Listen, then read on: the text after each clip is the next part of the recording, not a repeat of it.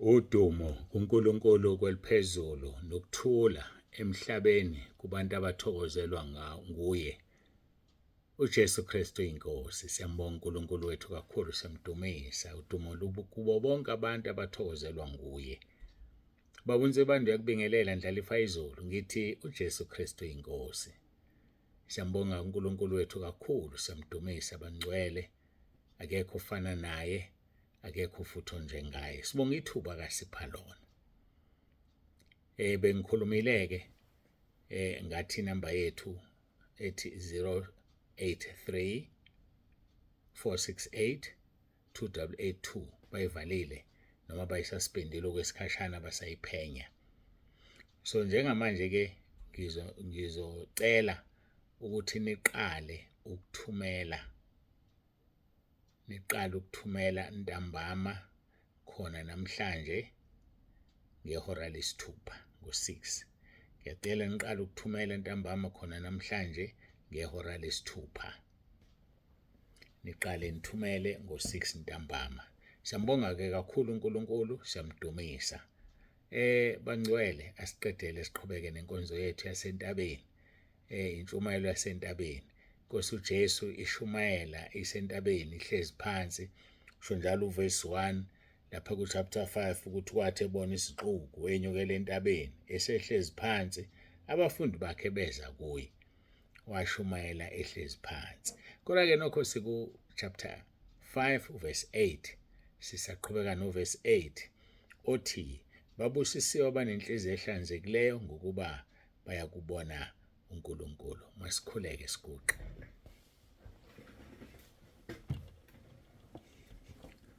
Baba wethu ongcwele, uNkulunkulu wethu onomusa, siyazithoba phambi kobuso bakho, sibonga uthando sithande ngalo. Sibonga ukuthi usihlanganisile ngale ndlela sisemagumbini omane omhlaba. Ikhaya lezi ligcwele umhlaba wonke, ukawuveza lo mbono komunye umzalwane. Ikhaya lezwi liphethe zonke indawo. Siyakubonga Nkosi kakhulu, siyakudumisa. Singayaphi masisuka kuwena ngoba sicatshangelwe uwena ngamazwi okuphila atholakala ekhaya lezwi. Siyabadabukela abaphumayo, sibabongela abangenayo ngokuba nenhlanhla yokuzofunda bafundiswe njengoba Isaiah chapter 2 verse 3 esho. Siyakubonga-ke Nkosi kakhulu, qhubeka kube kanye nathi, usihole ngomoya wakho oyingcwele, khulume ney'mpilo zethu, silungise okungalungile ukuze singasali uma ibandla lihlwithwa. Siyabonga uJesu Kristu uyinkosi. Amen.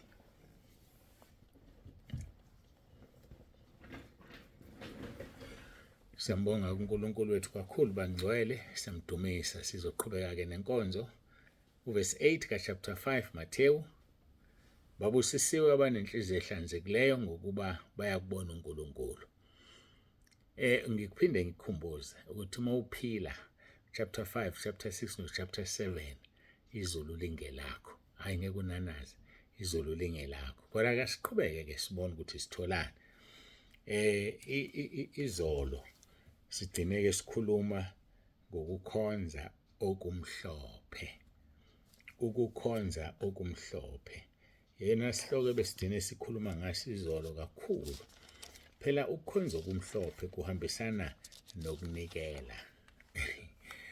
Uma unganikeli ngeke ukwazi ukukhonza okumhlophe. Uma nje unganikeli ngeke ukwazi ukukhonza ngokukhonza okumhlophe. Bayagijima ngemqondo sebethi nangoNsibande sefuna imali. Cha, ngikho emalini. Senazi ukuthi nikelwa ngemali kuphela. AbaseRoma 12 verse 1 lithi ngakho ngiyanincenga abazalwane ngobubele bukaNkulunkulu kuba ninikele imizimba yenu. Nansi indaba la ikhona. Nikela umzimba wakho. Umzimba wakho awungenzi intando yawo. Umzimba wakho awungabe nazo inkanuko. Unikele umzimba wakho. Amalungu omzimba wakho angasebenzeli uSathane. Maningi amalungu abantu abawenzayo asebenzela uSathane. Iminwe ihamba phambili, amehlo kucifelwana amehlo, ama-signs athize asetshenziswa ngezandla noma ngandlelani usebenzela uSathane, ama-signs. Ingakho phela nama-emoji eyisona ngoba ama-signs uNkulunkulu usinikeze umlomo, akafuni sikhulume ngama-signs. Akafuni, ngaphandle kwalabo akangabaphanga ukuthi bakhuluma ngama-sign. Kodwa thina abanye isona ukukhuluma nge-sign. Kungokwamadimoni.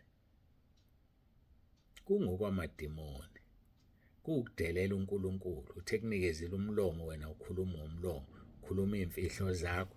Kwisikhathi esiningi usukhuluma ukonakala nokungcola ngama-sign. Nikela umzimba wakho ube umnikelo ophilile. Ake sibheke. Ngakho ngiyanincenga bazalwane ngobubele bukaNkulunkulu kuba ninikele imizimba yenu ibe ngumnikelo ophilileyo, ongcwele, othandeka kuNkulunkulu. Kube ngukukhonza kwenu kokuqonda. Ukukhonza okumhlophe, ukukhonza kokuqonda. Yeke ukuhleba mntakababa. Ngeke kukusize ukuhleba. Ngeke. Uyahleba ngalo mlomo wakho. Khuluma ngamagama abantu ngalo mlomo wakho. Ngale nhliziyo yakho uyazonda. Ngale nhliziyo yakho negqubu. Ngalolu limi lwakho wenza izinto ezibuhlungu ngalo. Angifuni ukuzibala, uyazazi. Wenzani ngolimi lwakho? Yini oyenzayo ngolimi lwakho?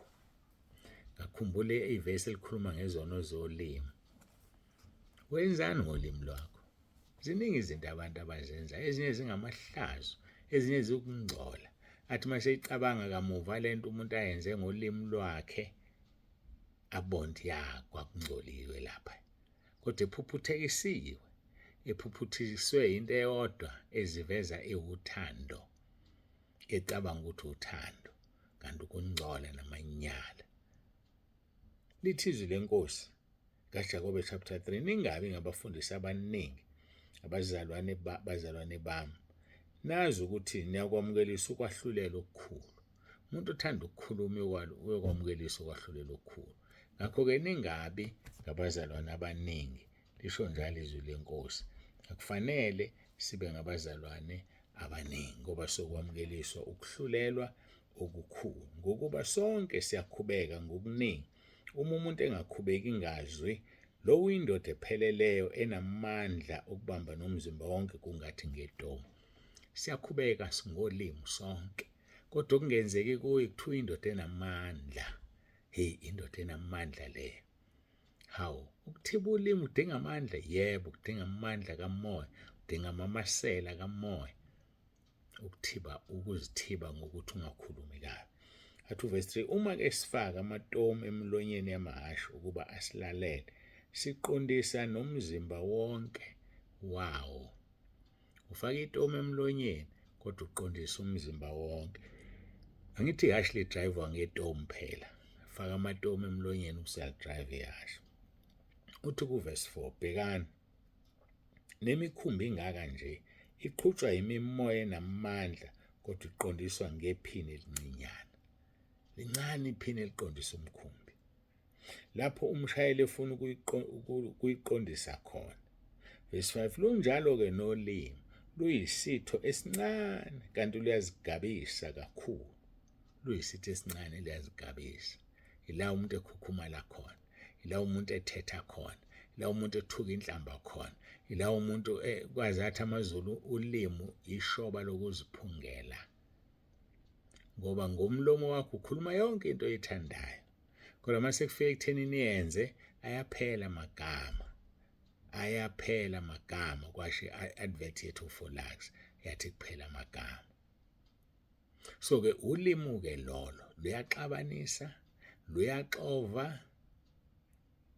Lunzima ulimi. Lithi iBhayibheli uyindoda mawukwazi ukukhuza ulimi lwakho. Ngithi-ke mina namhlanje nikela izitho zakho zibe umnikelo ophilileyo. Lokho kuwukukhonza okumhlophe, kuwukukhonza kokuqonda. Lugade ulimi lwakho, lungabonisi. Uthi verse 5, lunjalo nolimi, luyisitho esincane kanti luyazigabisa kakhulu. Bhekani, umlilo omncane uvuthisa ihlathi elingaka. Umentshisi, uthi likamentshisi, uluthi nje qhwe uluphonsa phansi ehlathini, lizosha lonke ihlathi ngokuthi lilodwa likamentshisi. Bhekani, umlilo omncane uvuthisa ihlathi elingaka. Verse 6, nolimi lungumlilo ulimi lumi luyizwe lokungalungi phakathi kwezitho zethu, lungcolisa umzimba wonke, luthungela ukuphila konke, luthungelwa isihogo, ulimi lolo. Mhlambe nje kusile nje kade uhleba, noma kade uxoxa indaba usuyinezezela uyifaka usawoti ingenjalo, wafaka okuthandayo, waqamba amanga, fuze uyihle usathane. Amanga siwakhuluma, awekho amanga amahle namabi, amanga nje. Uthi uJesu, John chapter 8 verse 44, nifuze uyihle usathane owakhuluma amanga kwasekuqaleni, ombulalo wabantu kwasekuqaleni, ngoba ukukhuluma amanga kuwukubulala. Umuntu omkhohlisayo uyambulala. Wena kozazi impilo oyiphilayo. Ngike ngilinganise ithi mhlambe einganeni zakho khona engone la ekhaya, kodwa ubaba la ekhaya akazi. Phila impilo engamanga. Kwamshado mhlambe ungamanga, waqamba amanga ukuze uthole. Uhlezi phezulu kwamanga ayashisa. Phenduka kusenethuba. Phenduka mntaka baba usondele kuNkulunkulu. uNkulunkulu usifuna siphendukile. Ngoba liyeza usuku oluvutha njengeziko. Bonke abaziqhanyayo nabo bonke abenza okubi lobashisa lungabashela impande nagatsha. Incwadi kaMalaki chapter 4 verse 1 no verse 2 athi kepha kunina, nina enenza ukulunga, kuyophuma ilanga elinokuphilisa emaphikweni alo. Hayi liyeza usuku lona. Hayi luyeza, mina ngiyakutshela nje ngeke ngikukhohlise. Luseduze kakhulu kunayizolo. Luseduze kakhulu kunayizolo. Chitha-ke yonke imisebenzi yenyama. Nikela umzimba wakho. Uthi verse 7 ke kaJakobe 3, ngokuba yonke imvelo yezilwane nezinyoni nezikhasayo nezilwandle iyathanjiswa, nezaselwandle iyathanjiswa, yebo ithanjiswa ngemvelo yabantu. Kepha ulimi akakho kubantu onamandla okulithambisa. Lungububi obuyaluzayo, lugcwele isihlungu esibulalayo. Lufana nolwenyoka. Ulubona olwenyoka luyayaluza, luphuma liyangena liyayaluza. Lunjalo nolomuntu. Ukuthi ke lona liphuma lingena ulibone, kodwa liphuma lingena ngeindaba. Umuntu azigaxe ezindabeni ezingamfuni.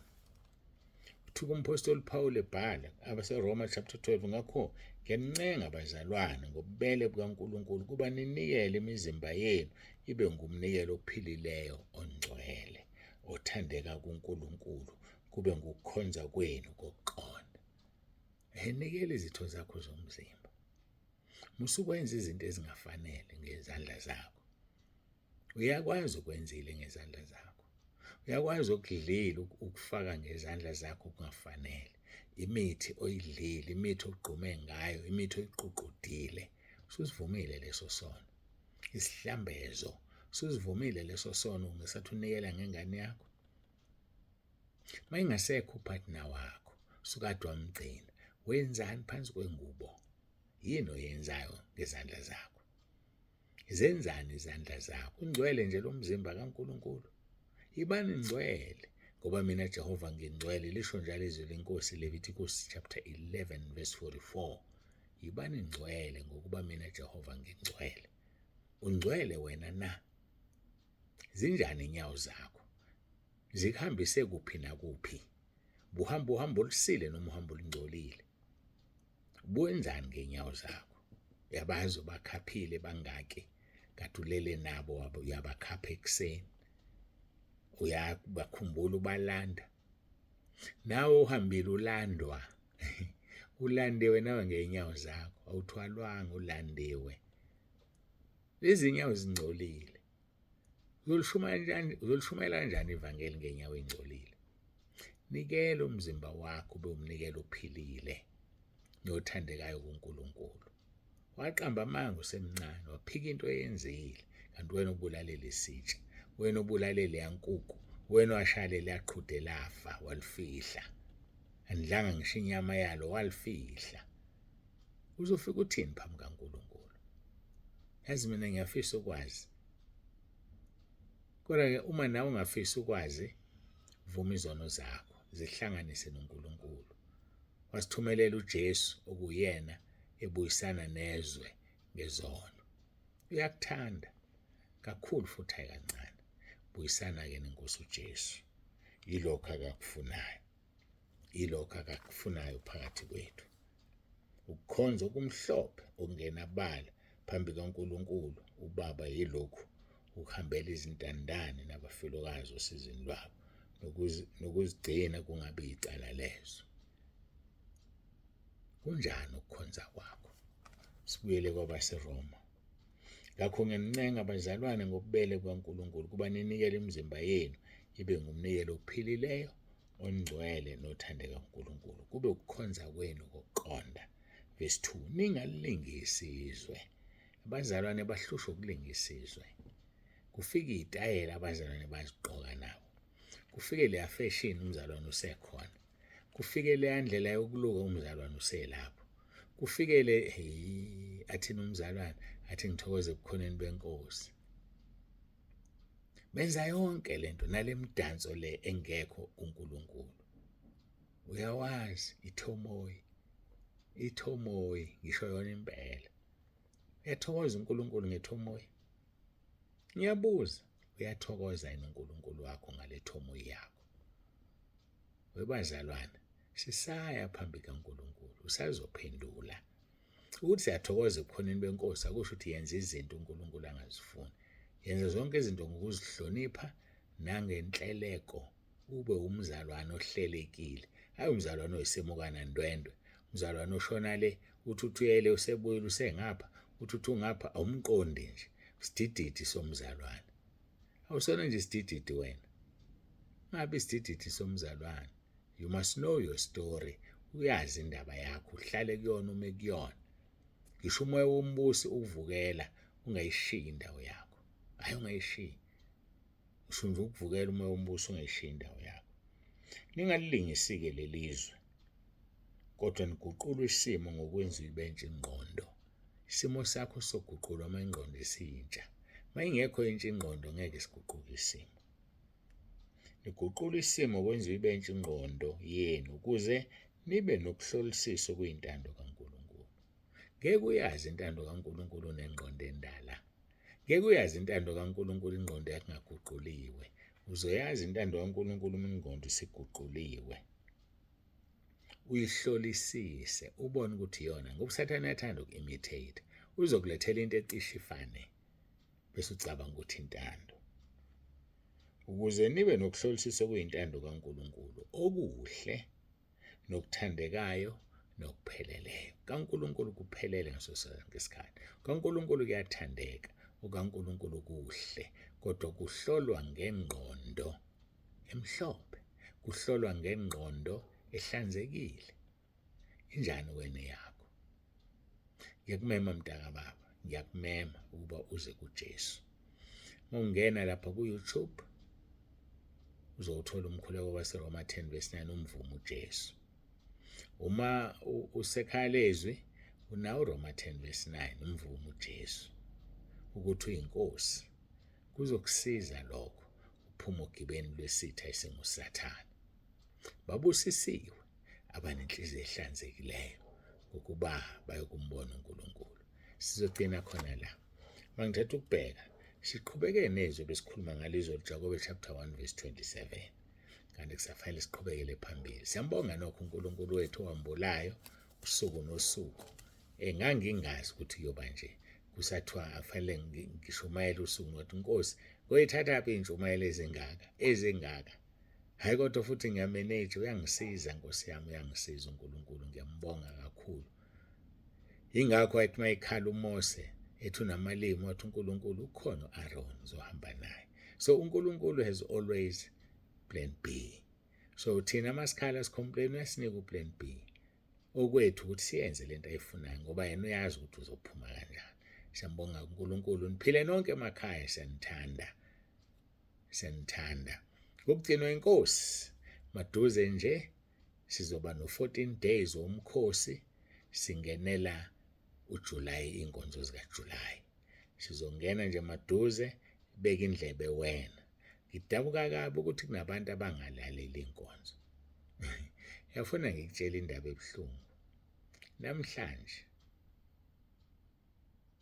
kusekhona umuntu othumela iproof of yokuthi unikelile sesikhulume kangakuthi ingathunyelwa uphawu nje lokuthi lo muntu nje akayilaleli nje inkonzo akazi ukuthi iziyini akazi nje ukuthi khona kuthiwa inkonzo loyo usathumela leyo nto kunzima kusekhona abasebenzisa inamba endala sesikhuze kangaka basayisebenzisa uNkulunkulu akangisize abafundi bakhuleka bathi andisa ukukholwa kwethu mina ngiya-eda Nkosi andisa ukukholwa kwami ungiphe nokubekezela hayilashisa ibhodo lasekhalizwe bayangihlukumeza yazi ukuthi uthi ngichaze lento kungihlukumeza ukuthumela ngenamba endala ngoba ayiwaveza amagama enu angizazi ngikhuluma nobani noma bengafisa ukumphendula uphendula kanjani unumber 1 awazi uma wesilisa noma wesifazane awazi ukuthi ubani nokuthi ukuphi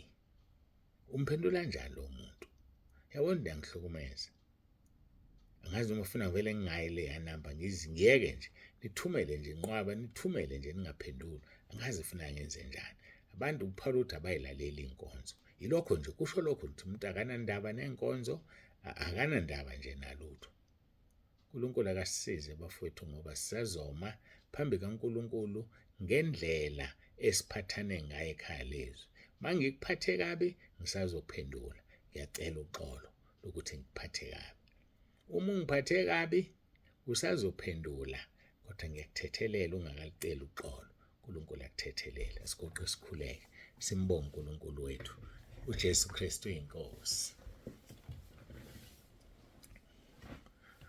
babongcwele babolungileyo uNkulunkulu nomusa siyabonga uthando sithande ngalo siyabonga Nkosi sinikela kwena ukuphila kwethu ngiyacela ukuthi ube kanye nathi kukho konke Nkosi ukuqhubeka ukudlula la usisize lenkonzo inkeneze endlebeni zethu silenze izwi singabe ngabalizwa kuphela busisa ke kube yilona loyo lalelile sicela ngoJesu Kristu oyinkosi yethu ephilayo uJesu Kristu inkosi amen